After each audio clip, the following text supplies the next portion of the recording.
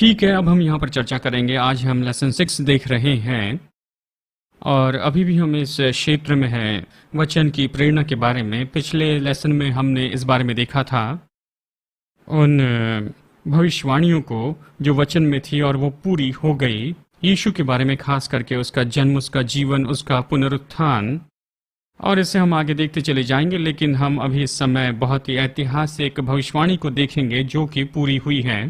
जानते, बाइबल ही एकमात्र ऐसी किताब है जो कि 1500 साल के दौरान में लिखी गई है, जिसमें बहुत ही सटीक भविष्यवाणी दी गई है, जिसे हम देख सकते हैं कि ये निश्चय ही पूरी हुई है पूरे विवरण से।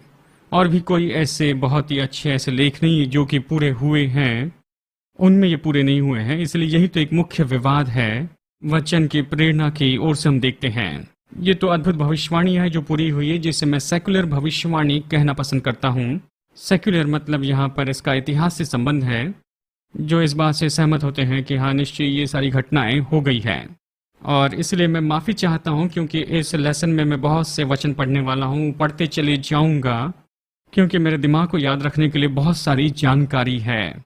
और ये तो बाइबल के प्रकाशन का ऐसा प्रकाशन नहीं, लेकिन ये तो ज़्यादातर इतिहास है। और अगर आप मेरे साथ बने रहें तो आशा करता हूँ आप इसे दिलचस्प पाएंगे। आपको ये वचन देखने की ज़रूरत नहीं, लेकिन पता नहीं पिछली बार हमने कितने वचन देखे थे। लेकिन दानियल 2 में यहाँ पर 4 राज्य बताए गए हैं, नबूकदनेस्सर राजा के सपने का अर्थ बताते हुए, जो कि वहाँ पर राजा था। वो राज्य थे बेबीलोन, मीडा फारस, ग्रीक और रोमी शासन। ये तो ऐसे राज्य जिनके बारे में सैकड़ों साल पहले भविष्यवाणी की गई थी और बिल्कुल वैसे ही पूरी हुई। और वचन में ऐसे शहरों के बारे में भविष्यवाणी है जो नाश किए गए, उसके बाद में वो फिर कभी नहीं बनाए गए हैं। निनवे, बेबीलोन और ताई के बारे में हम चर्चा करेंगे। ये ऐसे शहर है जो वचन में कहा गया वो नाश किए जाएंगे। आप संदर्भ लिख सकते हैं नहूम 1:10, 3:7 और 3:15 और जपन्या। हाँ, ये किताबें आपकी बाइबल में हैं। जपन्या 2:13 और 14 और यशायाह 13:1 से 22 तक। साथ ही यहेजकेल 26, मेरे पास में वो वचन तो नहीं, लेकिन बहुत सी जगह पर भविष्यवक्ताओं ने इन नगरों के विरुद्ध में कहा है कि उनका न्याय होगा, वो नाश किए जाएंगे और फिर कभी नहीं बनाए जाएंगे और फिर कभी नहीं बनाए गए। और एक बहुत ही अद्भुत ऐसी भविष्यवाणी है, बहुत सी भविष्यवाणियां जो पूरी हो गई। उनमें से एक है इजराइल फिर से एक देश के रूप में जन्म लेगा। देखिए, इतिहास में ऐसा कुछ भी नहीं जिसकी हम तुलना कर सकते हैं कि इजराइल का ये जो वापस आना उसके समान है, और उनके देश के फिर से जन्म के बारे में। और सच में मैं अपने केस में सोच रहा था, बस मैं पीछे यही सोच सकता हूँ मेरे दादाजी के बारे में, और उनके पहले मैं इस बात की कल्पना नहीं करता कि मैं कहाँ से आया हूँ। और मैं सच में नहीं जानता हूँ कि मेरे परिवार का पेट कैसा है। और आप में से भी बहुत से लोग अपने परिवार को बहुत पीछे तक नहीं जानते। यहूदी जो थे वो बिखर गए, और वो तो एक देश भी नहीं रहे, उनकी कोई भाषा भी नहीं रही कुछ इतने समय के लिए, जैसे मैं कुछ पल में आपको बताऊंगा। मैं सोचता हूँ 1900 साल तक, हाँ लगभग 1900 साल तक, मुझे 75 या 80 साल के पहले की बात याद नहीं कि ये बताऊं कि मैं कहाँ से आया हूँ, लेकिन फिर भी वो अपनी पहचान को बनाए रखे थे और वो एक देश के रूप में फिर से इकट्ठे हो गए हैं। यिर्मयाह में आपके नोट्स में लिखा गया है, यिर्मयाह अध्याय 32, 36, 37 में ये तो भविष्यवाणी है कि इजराइल प्रतिज्ञा के देश में वापस लौट आएगा। ईस्वी सन 70 में और ईस्वी सन 135 में उन पर विजय प्राप्त की गई, और हिब्रू जो भाषा थी वो खत्म हो गई थी। लेकिन उनकी पहचान जो थी 1900 साल तक बनाकर रखी गई, और हिब्रू भाषा उनकी भाषा के रूप में फिर से जीवित हो गई। बहुत सी भाषाएं गायब हो गई हैं, जो भाषा बोलने वाले लोग थे वो भी गायब हो रहे हैं, और भाषाएं खो रही थी, हिब्रू भाषा भी खो गई थी। और सच में यीशु के दिनों में यीशु हिब्रू नहीं बोलता था, वो आरामिक बोलता था, जो हिब्रू से ही निकली भाषा थी। और वो हिब्रू पढ़ते थे, हिब्रू वचन पढ़ते थे, हिब्रू समझते थे। और सच में एक जगह पर प्रेरितों के काम में जब पौलुस ये कहता है वो हिब्रू भाषा में बोलने लगता है, इसका मतलब यह है कि उस समय वो हिब्रू भाषा में बोल सकता था, लेकिन उस समय के बाद में हिब्रू भाषा पूरी तरह से गायब हो गई। और फिर 1900 साल के बाद में हिब्रू भाषा वापस जीवित हो गई, और फिर एक हिब्रू देश वहां पर अस्तित्व में आ गया, वो बन गया, अस्तित्व में आया, हम ये कह सकते हैं। यिर्मयाह भविष्यवक्ता ऐसा था जिसने यहूदी लोगों को वहां पर चेतावनी दी थी कि उन्हें जबरदस्ती बंधुआई में लाया जाएगा, यिर्मयाह 32 में लोगों पर भविष्यवाणी करता है कि वो तो जीवित रहेंगे, वो बंधुआई में, बेबीलोन की बंधुआई में जीवित रहेंगे और घर लौट कर आएंगे। यहेजकेल में आपके नोट्स में लेटर बी में, छोटा लेटर बी, यिर्मयाह के जैसे ही यहेजकेल भविष्यवक्ता भी यहाँ पर बेबीलोन की गुलामी के समय में जी रहा था, और वो भी दूसरे यहूदियों के जैसे बेबीलोन में गुलाम के जैसे ले जाया गया। और यहेजकेल में वो भविष्यवाणी करता है कि परमेश्वर अलग अलग देशों से जहां पर वो गुलामी में गए थे उन्हें इकट्ठा करेगा और वो उन्हें उनके देश में वापस लाएगा। और ये 536 बीसी में पूरा हो गया। एक साथ में बहुत सी भविष्यवाणियां पूरी हो गई। जी आस पर कितने लोगों ने ये शब्द सुना है, यानी यहूदी बहुत से देशों में बिखर जाएंगे। बाइबल में भविष्यवाणी की है यहूदी स्पेरा के अनुसार कि यहूदी जो लोग हैं वो कई सालों तक देश के बाहर में रहेंगे, प्रतिज्ञा के देश से बाहर रहेंगे, और जब ये समय खत्म हो जाएगा वो अपने प्राचीन भूमि पर लौट आएंगे। और जो अनुमान था बिल्कुल सटीक था और वो पूरा हो गया। और हमारे युग में ये जो देश है अलौकिक रूप में वापस इकट्ठा हो गया। 1900 साल तक वो पूरी तरह से दूर रहे, उसके बाद में फिर से उन्होंने वापस इस्राएल देश बना लिया। होशे 3, 4 और 5 कहता है, इस्राएली लोग बहुत से दिनों तक बिना राजा या रानी के जिएंगे, बिना बलिदान और पवित्र जगह के, इफाद और दूसरी बातों से दूर। और उसके बाद में इस्राएली लोग वापस आएंगे, अपने प्रभु परमेश्वर को खोजेंगे और अपने राजा दाऊद को, और वो कांपते हुए परमेश्वर के सामने आएंगे, प्रभु को माफ करना, उसके आशीष के पास में आएंगे अंतिम दिनों में। होशे 6:1 कहता है, आओ हम विवाद करें, माफ करें, आओ हम प्रभु के पास वापस आएं। उसने हमें टुकड़े टुकड़े कर दिया लेकिन हमें चंगाई देगा, हमें जख्मी किया है लेकिन हमारे जख्मों पर पट्टी बांधेगा। यानी 1900 साल के बाद में इस्राएल वापस लौट आया है। यहेजकेल 20 कहता है, मैं तुम्हें देशों में से निकालूंगा, उन देशों से इकट्ठा करूंगा जहां तुम बिखर गए थे। महान सामर्थी हाथ से, मेरे बढ़ाए हुए हाथ से और क्रोध से उसने इस्राएल को देशों में से बाहर निकाला है। यशायाह 11 कहता है कि उस दिन परमेश्वर अपना हाथ दूसरी बार बढ़ाएगा कि जो बचे हैं उनको ले, मतलब उसके लोगों में जो बाकी है उन्हें ले, सीरिया से, दक्षिण और उत्तर मिस्र से, कुश से, ईलम, बेबीलोनिया से। वो देशों के विरुद्ध में झंडा खड़ा करेगा और इस्राएल में जो बिखरे हुए थे उनको इकट्ठा करेगा। वो जमा करेगा यहूदा के बिखरे हुए लोगों को। और ये सब कुछ हो गया है। खैर ये कई सालों से हो रहा है, लेकिन ये होते आ रहा है। खैर 1948 में इस्राएल एक देश बन गया। ये तो सच में बहुत ही अद्भुत भविष्यवाणी है, ये तो अपने आप में। और साथ ही यीशु का पुनरुत्थान जो कि हमने देखा है, ये काफी होगा कि किसी नास्तिक को भी सहमत करें वचन के अधिकार और उसकी प्रेरणा के बारे में। ये भविष्यवाणी जो कि ऐसे लोगों के बारे में है जो कि पूरी तरह से बिखर गए थे, कह रही थी।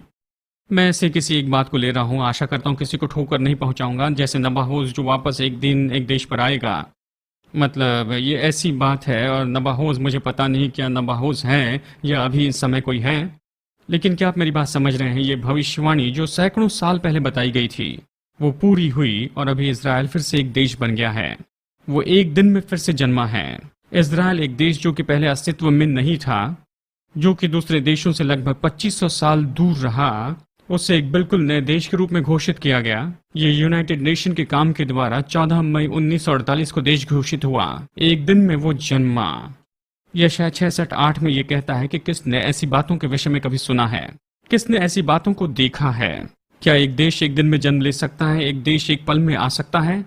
बिल्कुल वैसे जैसे कोई एक स्त्री अपने बच्चे को जन्म देती है। 1948 में बहुत ही बड़ी उपलब्धि है। और जबकि ये देश बनाया गया, पुरानी जो प्राचीन हिब्रू भाषा थी वो नई बनाकर इस देश की राष्ट्रभाषा बनाई गई। और इसके पहले यहूदी जो लोग थे वहाँ पर जिडिश नाम की भाषा बोला करते थे, और ये भाषा वापस आएगी इसके बारे में पहले से भविष्यवक्ताओं ने बताया था जपन्या में।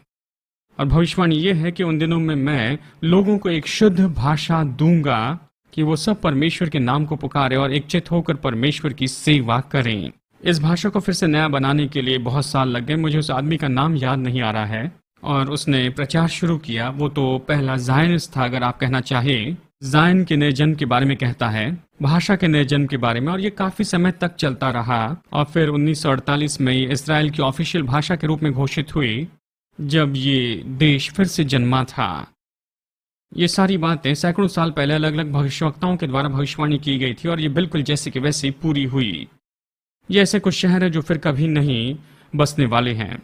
यीशु ने श्राप दिया था कम से कम 3 शहरों को इस्राएल देश में, और वो आज भी उजड़े हुए हैं। मत्ती 11 में उसने कहा था, हाय तुझ पर करजोन, तुझ पर हाय बेतसैदा, तुझ में जो चमत्कार किए गए यदि वो ताइर और सिदोन में किए जाते थे तो वो बहुत समय पहले राख ओढ़ कर बैठ जाते थे।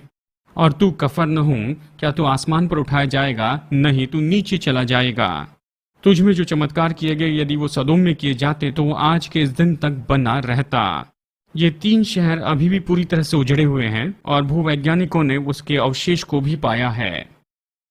उजाड़ होने से उत्पादनशीलता में और फिर खेती बाड़ी में जो पुनर्गठन है और पेड़ इसराइल में बढ़ते जाएंगे, ये तो सच में एक महान चमत्कार है, क्योंकि लगभग 75 साल पहले ये देश तो पूरी तरह से उजाड़ हुआ था। और ये जो करंट, खैर मैं इसके बारे में ज़्यादा कुछ पता नहीं, लेकिन मैं यही कहूँगा कि करंट कॉन्फ्लिक्ट इसराइल और इसराइल के आसपास के बारे में वो तो बहुत ही अजीब है, क्योंकि इसराइल ऐसा देश है जिसे कोई नहीं चाहता था। वो उजाड़ ज़मीन थी, वहाँ पर चरवाहे रहा करते थे, वहाँ पर बहुत ही कम लोग रहते थे जब तक कि यहूदी उस देश में वापस ना आए। और फिर उसके बाद में अचानक किसी कारण से अरब देशों ने यह निर्णय लिया कि वो उसे वापस चाहते हैं। लेकिन अब इसमें जनसंख्या बहुत ही बढ़ गई है।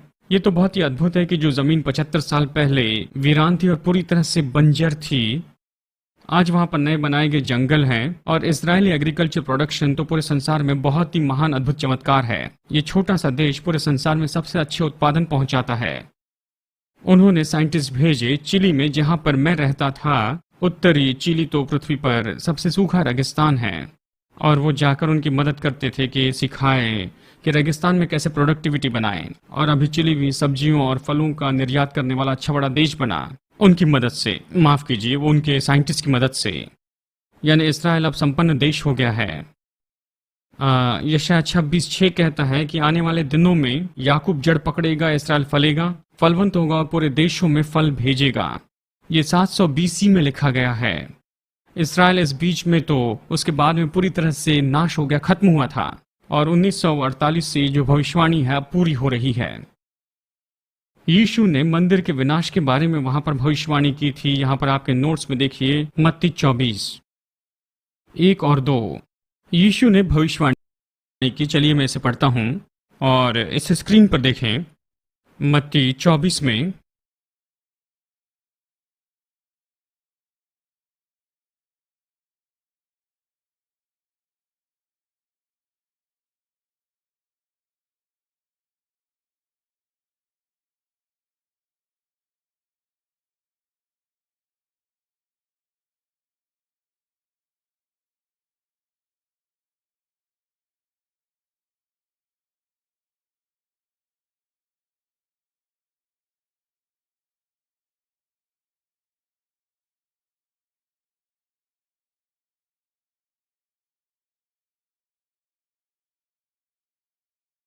वचन 1 और 2 में यीशु बाहर निकला और वो मंदिर से बाहर आया और चेले उसके पास में आया कि मंदिर की बिल्डिंग को उसे दिखा सके। और यीशु ने उससे कहा, क्या तुम ये सब कुछ नहीं देखते हो? और मैं तुमसे सच सच कहता हूँ कि यहाँ पर एक पत्थर के ऊपर दूसरा पत्थर भी नहीं रहेगा, सब नीचे ढा दिया जाएगा। वो हेरोदेस के मंदिर के बारे में कह रहा है, जिसे बनाने के लिए दशक लग गए थे। वो संसार का एक अजूबा था जो कि अब अस्तित्व में नहीं है। ये अद्भुत बिल्डिंग थी जो यीशु के दिनों में हाल ही में पूरी की गई थी। और वो भविष्यवाणी कर रहा है इस हद तक कि ये कहता है कि एक पत्थर पर दूसरा पत्थर भी नहीं रहेगा। और जैसे यीशु ने पहले भविष्यवाणी की थी, यरूशलेम पूरी तरह से नाश किया गया और एक पत्थर भी दूसरे पत्थर पर नहीं रहा। जब इस मंदिर को आग लगा दी गई, रोमी सिपाहियों ने वहां के पत्थर तक फोड़े कि वो पिघला हुआ सोना ले, जो कि उस मंदिर में था। सोना वहां पर पिघलेगा और पत्थरों के बीच में जाएगा, और इसके कारण सिपाहियों ने एक एक पत्थर वहां पे फोड़ा ताकि उसमें से और ज्यादा सोना निकाल सके। और उस मंदिर का एक भी पत्थर दूसरे पत्थर पर नहीं था, जैसे यीशु ने इसकी भविष्यवाणी की थी। और ये ईस्वी सन 70 में हुआ था, और उसने भविष्यवाणी की थी शायद ईस्वी सन 31, 32 या 33 में। और 40 साल बीत गए और ये भविष्यवाणी पूरी हो गई। वहाँ के लोग और जो फसह के पर्व में वहाँ पर यात्री आए थे, उन्हें बहुत ही बुरी तरह से मारा। ईस्वी सन 70 में अनुमान लगाया जाता है कि 6 लाख से लगभग 10 लाख लोगों को मारा गया। ईस्वी सन 70 में यरूशलेम के विनाश में रोमी जनरल टाइटस ने यरूशलेम का जो सोना और संपत्ति थी ली। यरूशलेम मंदिर का सोना वो रोम लेकर गया। यीशु ने यहूदियों की हत्या के बारे में भविष्यवाणी की। लूका 21 यहाँ पर देखिए। ये मुख्य बातें हैं, क्योंकि देखिए, यदि कोई कहता है कि यीशु तो केवल बस अच्छा शिक्षक था, परमेश्वर का पुत्र नहीं था। जो यीशु ने कहा हम उस पर हम विश्वास नहीं करते। खैर, यीशु बहुत अच्छा भविष्यवक्ता था। लूका 21:24।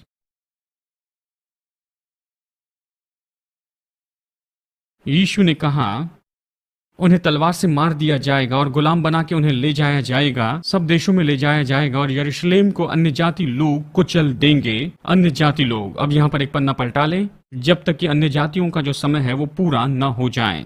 और बिल्कुल यही तो हो रहा है। अब हमें इसका लेखा देना होगा। जो लोग दोष निकालते हैं, हमें इसका लेखा देना है। ऐसी बहुत सी भविष्यवाणी जिसे हमने पहले ही देख लिया है पिछली क्लास में, इस क्लास में।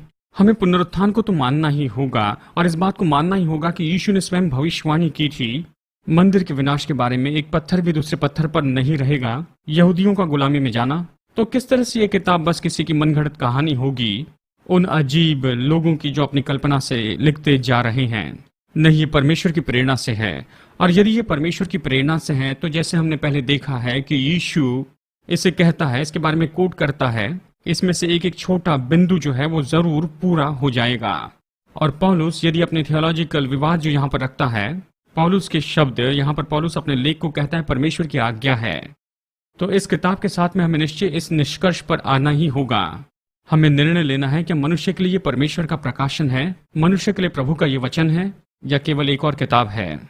कौन सी बात इसे अलग करती है, अलग रखती है? भविष्यवाणी एक बहुत ही मुख्य बात है जो बाइबल को दूसरी किताब से अलग करती है।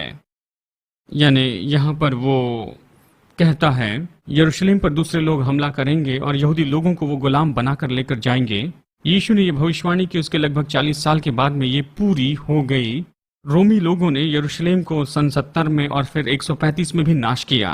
पहले विनाश के समय जोसिफस वहां था, जो पहली सदी में इतिहासकार थे। उन्होंने कहा कि 11 लाख यहूदी मारे गए और लाखों यहूदियों को देश से निकाल दिया गया और वो गुलामी में और बंधुआई में गए। दूसरे विनाश के समय कैशियस डील, इतिहासकार जो दूसरी सदी में रहते थे, उन्होंने कहा कि 5,80,000 यहूदियों को मारा गया, शहरपनाह वाले 50 नगर और 985 गांव जो है नाश किए गए। ये तो संसार के इतिहासकार हैं जिन्होंने इस घटना के बारे में लिखा जिसकी भविष्यवाणी वचन में है। नंबर 4, इजराइल जैसे खेत पर हल चलाया जाता है वैसे होगा। बहुत ही दिलचस्प है। मीका 3:11 में यहाँ पर भविष्यवक्ता मीका कहता है यरूशलेम नाश होगा और सिय्योन जो कि यरूशलेम के बीच में है, खेत के जैसे उस पर हल चलाया जाएगा। और मीका की ये जो भविष्यवाणी है लगभग 730 BC में पूरी हुई और उसके बाद में 586 BC में यरूशलेम को नाश किया गया बेबीलोन के द्वारा और रोमियों के द्वारा 70 ईस्वी सन में और फिर से 135 ईस्वी सन में। ये तो सेकुलर टेक्स्ट के अनुसार है। जमारा GEMARA, और ये तो कलेक्शन है प्राचीन यहूदी लेखों का। रोमी लोगों ने सियोन पर्वत पर हल चलाए 90 दिन में यहूदी महीने आब में, AB में। जमारा ये कहता है कि टर्नस रूफस रोमी अफसर, उसने मंदिर के क्षेत्र में हल चलाया। भविष्यवाणी पूरी सटीकता से पूरी की गई और सच में उन्होंने एक सिक्का बनाया जो कि यरूशलेम के ऊपर हल के बारे में दिखा रहा है। भविष्यवाणी की गई सैकड़ों साल पहले खेत के जैसे हल चलाए जाने के बारे में। भविष्यवाणी थी कि इजराइल बिल्कुल व्यर्थ देश होगा। व्यवस्था विवरण 29 में नंबर 5, व्यवस्था विवरण 29 में बाइबल कहते हैं कि इजराइल व्यर्थ देश होगा और ये भविष्यवाणी बहुत बार पूरी हुई। इस देश को पूरी तरह से बहुत ज्यादा जनसंख्या होने के कारण पूरा व्यर्थ कहा गया है। हाल ही में 18वीं सदी और 19वीं सदी में से घोषित किया गया। अमेरिकन लेखक मार्क ट्वेन ने यह लिखा 1866 में। मार्क ट्वेन इसराइल गए थे जो कि उस समय पैलेस्टीन कहलाता था। 1866 में उन्होंने इस तरह से लिखा, पैलेस्टाइन तो वहां पर राख ओढ़कर बैठा है। ये तो श्राप था जिसने उसके पंख तोड़ दिए और उसकी शक्ति छीन ली है। पैलेस्टाइन तो वीरान हो गया है और प्यारा नहीं है। ये तो आशाहीन, दुखी, दिल तोड़ने वाली जमीन है। और 19वीं सदी तक ये ऐसे ही था और फिर 1948 में वो एक देश बन गया। वो जन्म और एग्रीकल्चर वहां पर फिर से बढ़ने लगा। ये तो बहुत ही अद्भुत और अलौकिक ऐसी घटनाएं हैं। कई बार इन सारी बातों की ओर हम ध्यान नहीं देते हैं। बेबीलोन के फाटक साइरस के लिए खुल जाएंगे। यशायाह 45:1 में भविष्यवक्ता कहता है कि परमेश्वर बेबीलोन के फाटक खोलेगा साइरस और उसकी सेना के लिए। बेबीलोन जो कि अपनी सुरक्षा में बहुत ही माहिर था, जिसमें मोट्स भी थे, और शहरपनाह जो कि 70 फीट मोटी थी और 300 फीट ऊंची थी, और ये तो 30 मंजिल बिल्डिंग है और 70 फीट मोटी दीवारें। और 250 वॉच टावर थे। साइरस उस शहर में जाकर उस शहर को जीत पाया। साइरस और उसके लोगों ने एफ्रेटिस नदी का बहाव भी बदल दिया, एक झील में उसे जोड़ दिया और इस तरह से वो नदी को पार करते हुए शहर में आ गए। और नंबर 7, ताहिर जो है उसके ऊपर बहुत से जो देश हैं वो हमला करेंगे। यहेजकेल 26 में भविष्यवक्ता कहता है कि ताहिर फिनिशियन राज्य जिसका सबसे अच्छा जो शहर था उस पर हमला होगा। इसराइल के साथ उसके व्यवहार के कारण हमला होगा। जो तुम्हें आशीष दे उन्हें आशीष दूंगा और जो श्राप दे उन्हें श्राप दूंगा। ये वाचा का भाग है। देखिए ये सारा जो विनाश है और ये सारी भविष्यवाणी उसमें फिट होती है उस वाचा के संदर्भ में जो परमेश्वर ने इसराइल से बांधी कि वो उसकी आज्ञा मानेंगे और आज्ञाकारिता के कारण वो उन्हें आशीष देगा और उन्हें वो श्राप देगा यदि वो इन वाचा के विरुद्ध में जाते हैं। और उस समय यहाँ पर यहेजकेल ने ये भविष्यवाणी की थी, बेबीलोन जो है उसके ऊपर 13 साल तक हमला किया गया और फिर उसके बाद में 332 बीसी में अलेक्जेंडर ने ताइर देश को जीत लिया। और इस भविष्यवाणी का एक भाग ये है कि ताइर जो है मुख्य भूमि पर है, यानी यहाँ पर पहला हमला होगा कि इस नगर को नाश कर दे, फिर भी वो बच जाएगा। और भविष्यवाणी आगे ये कहती है यहेजकेल 26:12 में, और फिर ताइर के जो पत्थर हैं जो मिट्टी है वो समुद्र में फेंक दिया जाएगा। ये भी पूरा हुआ। तो फिर क्या हुआ, ताइर के जो लोग थे एक छोटे टापू पर गए, किनारे से कुछ दूरी पर उस पहले के नगर से उन्होंने यहाँ पर इस टापू पर नया शहर बनाया। और इसके बाद में जो दूसरी सेना उन पर हमला करने के लिए आई, उन्होंने इस पहले नगर की चीजों को लिया और उसे समुद्र में फेंक दिया ताकि वहां पर एक ब्रिज बन जाए, ताइर तक जाए और उसे फिर से एक बार हथिया ले। और ये भविष्यवाणी फिर से पूरी हुई कि उसके पत्थर और मिट्टी और जो चीजें हैं वो समुद्र में फेंके जाएंगी। बहुत ही अद्भुत ऐसी भविष्यवाणी है। जिस समय गाइसलोर या गीसलोर यहेजकेल की भविष्यवाणी के बारे में बताते हैं कि ताइर शहर पूरी तरह से नाश होगा और वो समुद्र में फेंका जाएगा, इससे कॉफिन बहुत परेशान हुए क्योंकि जब नबूकदनेस्सर ने ताइर को नाश किया था उसने वो सारी चीजें वहीं पर छोड़ दी थी उसी जमीन पर। लेकिन 200 साल बाद जब अलेक्जेंडर ने हमला किया ताइर पर, जबकि वो एक समुद्र किनारे पर था, और उन तक पहुंचने के लिए अलेक्जेंडर ने हर एक चीज जो भी वहां पर जमीन पर थी, पत्थर थे, जो भी था, सब कुछ वहां पर समुद्र में फेंका और उस टापू तक पहुंचने का रास्ता बनाया। और इस तरह वो उस नगर पर हमला करके उस नगर को पूरी तरह नाश कर पाया। नंबर 9, इडोम नाश किया जाएगा। यिर्मयाह 49:16 में भविष्यवक्ता ने कहा इडोम इजराइल का पुराना शत्रु नाश किया जाएगा। इडोम की राजधानी पेट्रा। कितने लोगों ने पेट्रा के बारे में सुना? जो चट्टान में बनाया गया, चट्टान के कारण इसमें बहुत सी स्वाभाविक सुरक्षा है और कुछ भी वो नाश कर दिया गया और इडोम का राज्य अभी बिल्कुल ही नहीं है। और आज पेट्रा जॉर्डन का भाग है। ईस्वी सन 106 में रोमियो ने उससे हथिया लिया और उसके तुरंत बाद वो फिर से संपन्न हुआ। उस पर राज करने वाले दूसरे देश ने सारी चीजें वहां से पेट्रा से निकाली और पेट्रा नीचे आने लगा और इस तरह से पेट्रा पूरी तरह से खत्म हो गया। नंबर 10, कोई भी यीशु के वापस आने के समय को, दिन को नहीं जानता है। जब यीशु इसराइल देश में रहता था लगभग 2000 साल पहले, और जब भी उससे कोई पूछता कि वो कब वापस आएगा तो उसने बिल्कुल सरल ऐसे जवाब दिया।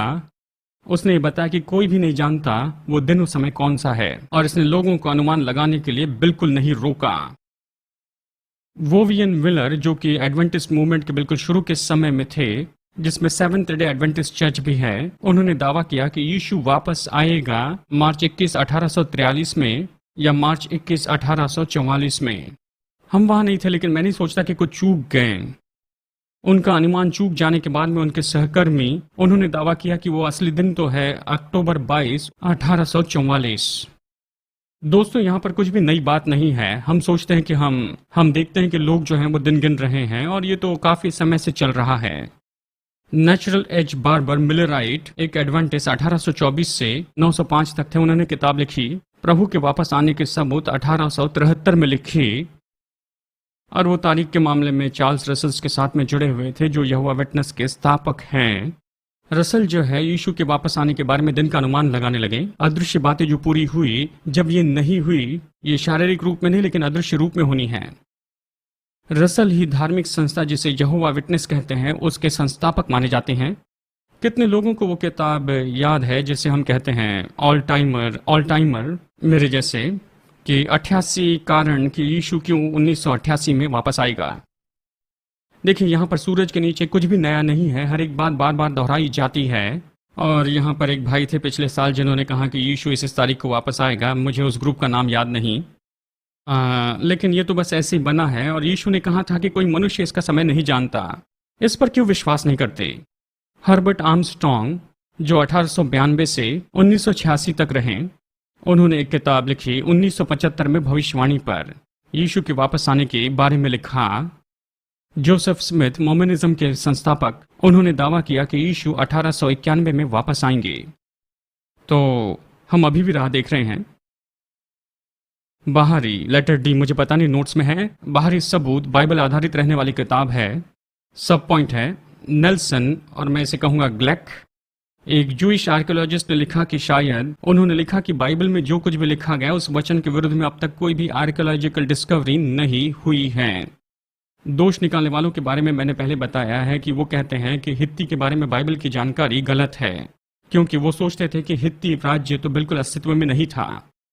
और फिर 1906 में हित्तियों की राजधानी को आर्कियोलॉजिस्ट ने ढूंढ के निकाला और ये खोज की कि हित्ताइट जो है वो तो बहुत ही बड़ी ऐसी रहने वाली प्रजा थी, यानी ये ऐसे समूह के लोग हैं जिनके बारे में वचन में बताया गया था। इनके बारे में कोई भी सबूत नहीं थे और लोग मजाक उड़ाते थे कि बाइबल तो परिकथा है, जो इनकी मनगढ़ंत कहानी है। और फिर 1906 में उनके जो नगर थे वो पाए गए और नए नियम के लिए डॉक्टर GR, इन लोगों के सामान्य नाम नहीं होते हैं, शबरमास, उन्होंने बताया कि 110 साल में ही मसीह के क्रूसीकरण के बाद, गौर से सुनिए, यीशु के क्रूसीकरण के 110 साल के बाद में 18 अविश्वासी लोगों ने 100 से भी ज्यादा सच्चाई के बारे में ये बताया।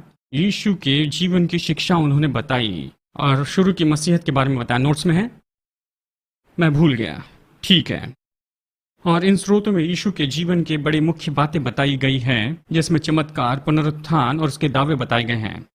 और विलियम रैंजी, जो कि एक महान आर्कियोलॉजिस्ट हैं, उन्होंने इस तरह से बताया कि लूका ने कोई गलती नहीं की। उसने 32 देशों के बारे में बताया, 54 शहर और 9 टापू के बारे में बताया। तो लूका अपने इतिहास में बहुत ही सटीक था। ठीक है, हम विज्ञान के बारे में बातें करेंगे।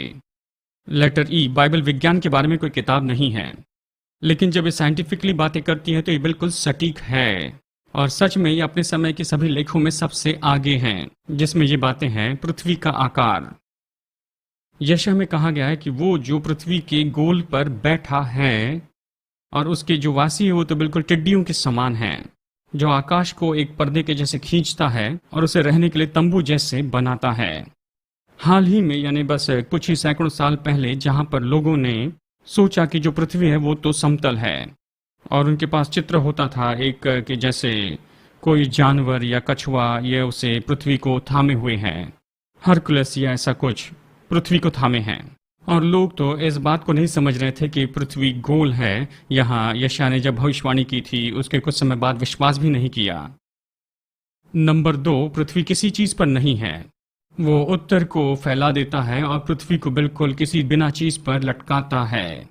अय्यूब जो है ये तो बाइबल की सबसे पुरानी किताब है और उस समय भी अय्यूब ने अपने सीमित प्रकाशन में इतना ज्ञान रखा कि जो पृथ्वी है स्पेस पे लटकी हुई है। उसके बाद में कई सालों तक वैज्ञानिक इसे नहीं समझ पाए थे। नंबर 3, तारे तो अगणित हैं और उसने अब्राहम को बाहर लाया और उससे कहा, ऊपर देख आसमान के तारे, क्या तू इसे गिन सकता है? और उसने कहा नहीं। तो उसने कहा, तेरा वंश ऐसे होगा। तराई और समुद्र के अस्तित्व के बारे में और समुद्र के जो स्रोत हैं वो प्रकट किए गए। वो तो प्रभु के डांटने पर वहां पर जाने गए, उसके नाक की श्वास से ही वो जाने गए। लोग नहीं जानते थे कि समुद्र के पानी के नीचे क्या है, लेकिन वचन कहता है कि वहां पर तराई और पहाड़ है। नेशनल जियोग्राफिक में समुद्र किनारे के नीचे के नक्शे बताए हैं। पहाड़ है, तराई है और हर तरह की चीज है जिसे हम नहीं जानते थे, लेकिन उत्पत्ति में जाने गए हैं।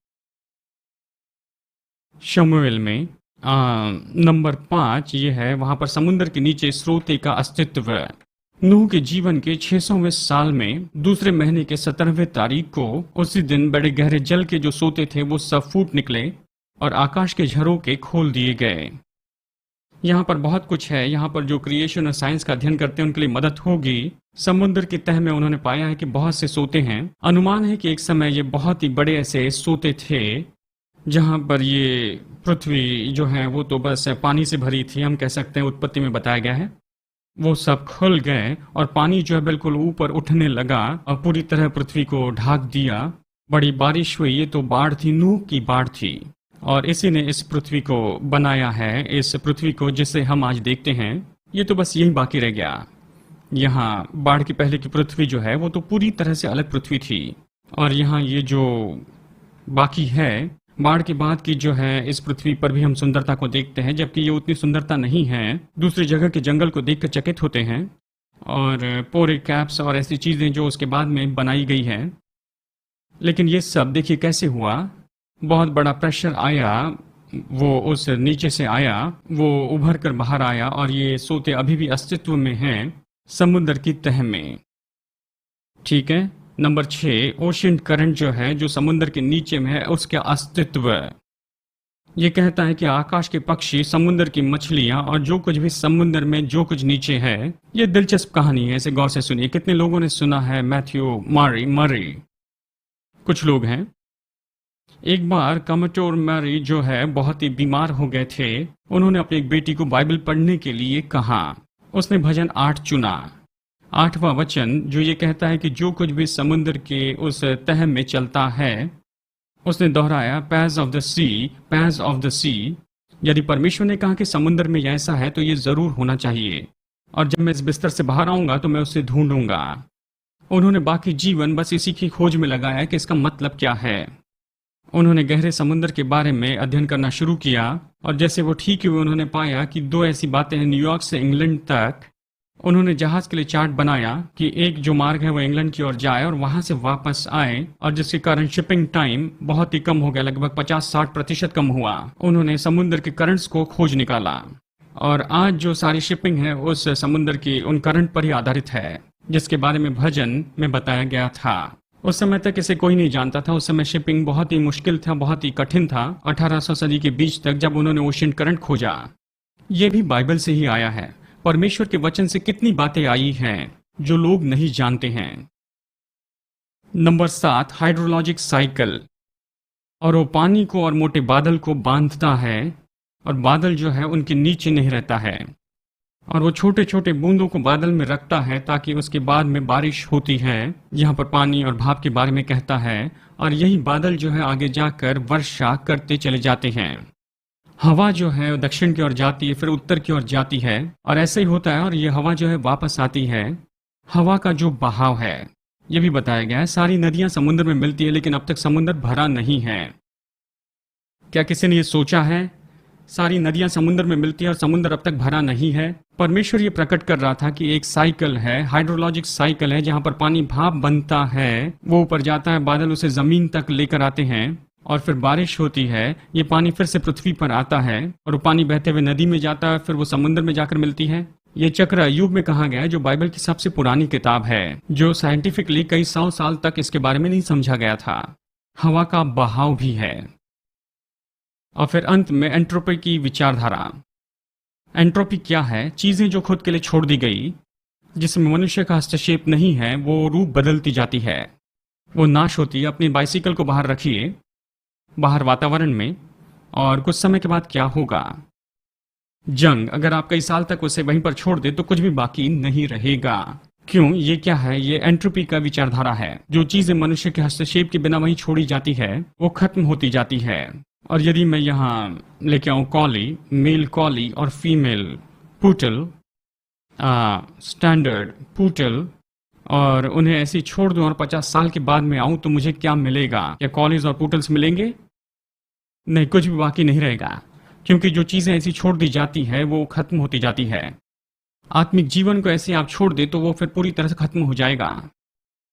दिमागी जीवन, भावनात्मक जीवन, शारीरिक जीवन, हर चीज जो ऐसी छोड़ दी जाती है वो धीरे धीरे खत्म होती जाती है। ठीक है। और परमेश्वर, तूने ही पृथ्वी की नींव को रखा है, और आकाश तेरे हाथों की हस्तकला है, और वो नाश हो जाएंगे। वो क्यों नाश हो जाएंगे? परमेश्वर की जो सृष्टि है ऐसे क्यों नाश हो जाएगी?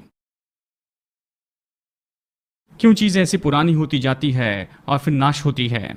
क्या हुआ है? पाप।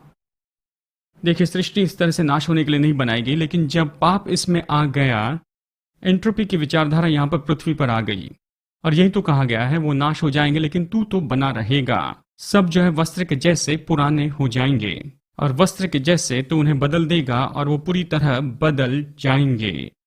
एक दिन मैं इसके बारे में सोच रहा था, क्या ये अच्छा नहीं होगा जब हम कुछ नई चीज खरीदते हैं, कहिए नया फर्नीचर, नई कार या कोई नई चीज, और आप सोचते हैं कि वो हमेशा ऐसे ही रहे, जानते हैं, हमेशा बिल्कुल चमकती हुई रहे। हम इसी का तो आनंद उठाएंगे अगले स्तर में। चीजें पुरानी नहीं होगी, खराब नहीं होगी, बेकार नहीं होगी, टूटेगी नहीं, हर चीज जो है बिल्कुल अच्छे से रहेगी, बिल्कुल नए जैसे ताजा रंग लगाया गया हो। नई कार हमेशा नई कार रहेगी, उसमें से नई खुशबू आएगी। हाँ, क्योंकि वहां पर पाप नहीं होगा, पाप की बात सृष्टि में नहीं होगी। तो चलिए मैं आपको यहाँ पर थोड़ी सी जानकारी दूं। ये पूरा सेक्शन, ये 3 सेशन प्रेरणा के बारे में, आशा ये मददगार रहे हैं। विचार यही है कि हमारे पास में बहुत से सबूत हैं, बाहरी सबूत हैं, भीतरी सबूत हैं और सांसारिक या भविष्यवाणी के सबूत हैं वचन की प्रेरणा के बारे में। और यीशु ने स्वयं यहाँ पर भविष्यवाणी की है और वो भविष्यवाणी पूरे विवरण के साथ पूरी हो रही है। और इसके कारण हम लोग बैठकर निश्चित दूसरी भविष्यवाणी को देखेंगे जो अब तक पूरी नहीं हुई है। अंतिम दिनों के बारे में बहुत सी भविष्यवाणी है, वो अब तक पूरी नहीं हुई है, पुराने और नए नियम से। तो फिर क्या हम अपने जीवन को वचन जो कहता है उस पर आधारित रखें और जो मनुष्य कहते हैं उस पर आधारित न रखें?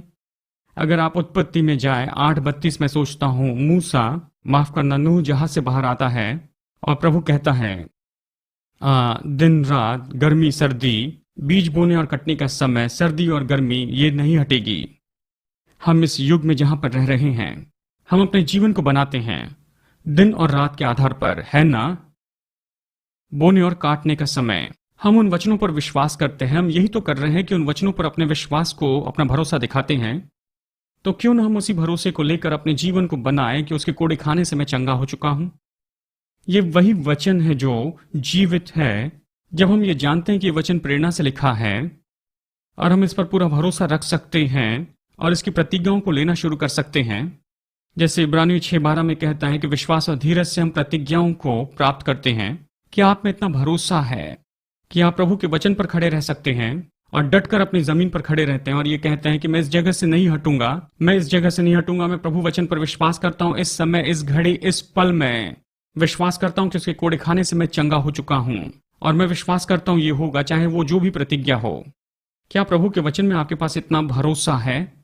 क्या आप विश्वास करते हैं कि ये प्रेरणा है, या अभी भी आप ऐसे ही दूसरी बातों के बारे में सोचते हैं जैसे कि संदेह है?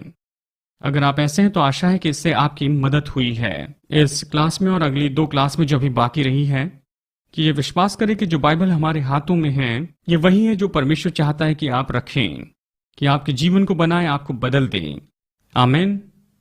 ठीक है, कुछ मिनट बाकी है। कोई सवाल पूछना चाहेगा? हाँ। जब हम कहते हैं कि अय्यूब की किताब बाइबल में सबसे पुरानी किताब है, क्या आप हमें बताएंगे कि इसका मतलब क्या है? अय्यूब तो मूसा की जो पहली 5 किताबें हैं उसके पहले लिखी गई किताब है और निश्चय वहां पर मूसा तो सृष्टि के समय में नहीं था, वो बहुत सालों के बाद में से लिखता है और इस समय के दौरान में जब अय्यूब जी रहा था वहां पर था, यही इसका मतलब है। कोई और सवाल?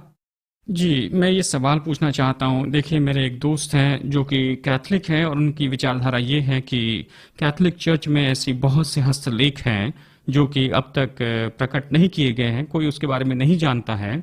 आप क्या बताएंगे कि ऐसे कोई हस्तलेख है जो कि वहाँ पर है? ठीक है, सवाल ये है कि जो कैथलिक चर्च है, ये किसी से कह रहे थे, वो कह रहे थे कि कैथलिक चर्च में गुप्त ऐसे लेख है जो हमने नहीं देखे हैं। यही बात है ना? यानी सामान्य रूप में हम अंधकार में हैं, कहा जाए तो। उस तरह के लोगों के लिए यही सवाल है, उनसे आप पूछिए, क्या आप ये विश्वास करते हैं कि परमेश्वर जैसे चाहता है वैसे वो अपने वचन हमें बताए? क्या वो इसमें योग्य नहीं है? तो उन्हें सुरक्षित रहना होगा। क्या आप ये कह रहे हैं कि परमेश्वर योग्य नहीं कि अपना वचन वो हम तक पहुंचाए? ये दिलचस्प है, बताइए मुझे। मैं इस परमेश्वर के बारे में सुनना चाहता हूं जो हमें अपना वचन नहीं दे सकता है। मैं हमेशा इससे पलटा कर उन्हीं के ऊपर सवाल पूछना चाहता हूं। बहुत से केसेस में ऐसे करता हूं।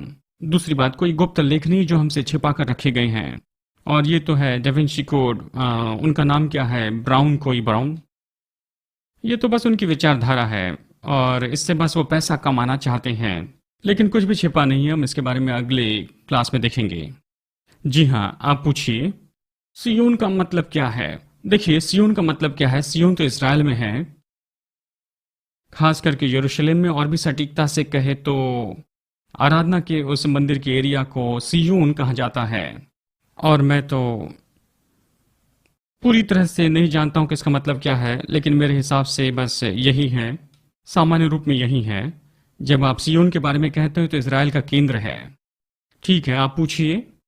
कैथलिक में जो अलग विचारधारा है उसके बारे में आप क्या कहना चाहेंगे? हम इसके बारे में बाद में चर्चा करेंगे, अगले सेशन में हम देखेंगे। ठीक है, हाँ आप पूछिए। आप इस मुद्दे पर ज़रा बताइए, इन मुद्दों के बारे में ज़रा सा आप गहराई से समझाकर बताइए कि ये जो है सब कैसे पूरे होते हैं। आप किस बारे में पूछ रहे हैं? भविष्यवाणी के बारे में पूछ रहे हैं। भविष्यवाणी तो ऐसी बात नहीं है। नहीं, भविष्यवाणी के कोई कोर्स के बारे में मुझे पता नहीं।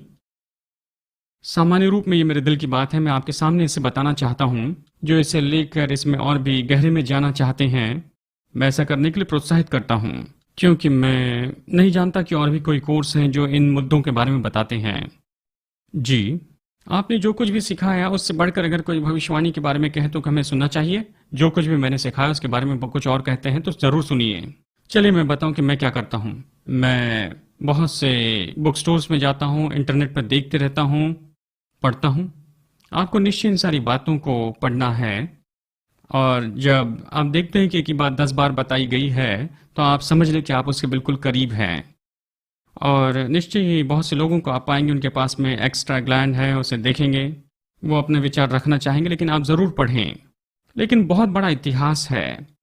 आप जा सकते हैं बुक स्टोर में, आप आर्कियोलॉजी या फिर भविष्यवाणी की किताब ले सकते हैं, और इंटरनेट पर भी आप वही चीज़ पा सकते हैं।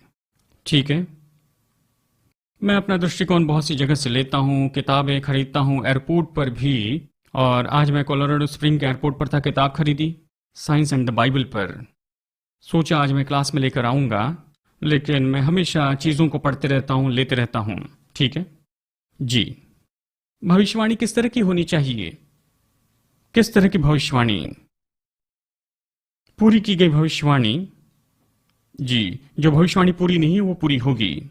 आज कलीसिया में अंतिम समय की भविष्यवाणी का प्रचार करना कितना जरूरी है। मैं सोचता हूँ लोगों को इसके बारे में बिल्कुल सचेत होना है और हमें उनको बताना ही है। मैं सोचता हूँ हमें निश्चय यहाँ पर थोड़ा सा संवेदनशील होना है कि हम कैसे इसे बताते हैं हर समय, क्योंकि बहुत से ऐसी थियोलॉजिकल विचार आ रहे हैं जिसके साथ मैं सहमत नहीं होता हूँ, लेकिन मैं खुला कहता हूँ कि ये मेरी विचारधारा है, आप इसे ले या इसे छोड़ दें। कुछ शिक्षक ऐसा नहीं करते हैं, आपको इसे लेना ही पड़ता है। इसलिए भविष्यवाणी के बारे में सचेत रहना है, क्योंकि दूसरे आगमन की जो भविष्यवाणियां हैं, 20 साल की उम्र में मैं उसके बारे में अनजान था। इसी कारण मैं यीशु की ओर आकर्षित होते गया हूँ। यह मेरे आत्मिक उन्नति के लिए बहुत ही महत्वपूर्ण बात है कि यीशु को जाने। मैंने सुना नहीं था कि यीशु वापस आएगा। मेथोडिस्ट चर्च में मैं बड़ा था।